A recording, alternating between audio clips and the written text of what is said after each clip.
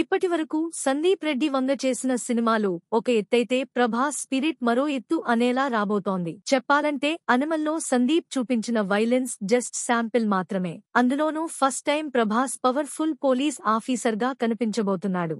పైగా dual role అనే talk కూడా ఉంది. ప్రభాస్ పాత్ర అల్టిమేట్ గా ఉండబోతుందట.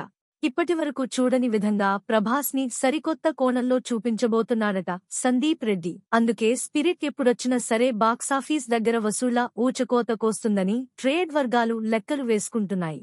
ప్రస్తుతం ప్రీ ప్రొడక్షన్ వర్క్ తో బిజీగా ఉన్నాడు సందీప్. అయితే ఈ సినిమా షూటింగ్ విషయంలో మాత్రం క్లారిటీ రావడం లేదు.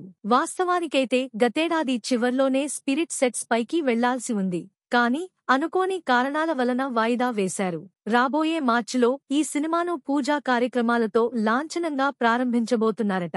ఆ తర్వాత సమ్మర్లో రెగ్యులర్ షూటింగ్ కు వెళ్లనున్నట్టుగా తెలుస్తోంది.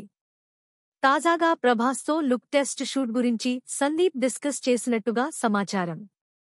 అతి త్వరలోనే ప్రభాస్ టెస్ట్ కట్ ఉండనుంది. ఇక ఈ సినిమా ఫస్ట్ షెడ్యూల్ను షూటింగ్ను ఇండోనేషియా రాజధాని జకార్తాలో ప్లాన్ చేస్తున్నారట. ఇప్పటికే సందీప్ అక్కడ లొకేషన్ రెక్కీ కూడా చేసినట్టు టాక్. అక్కడ కొన్ని పోలీస్ సీన్స్ షూట్ చేయబోతున్నారట.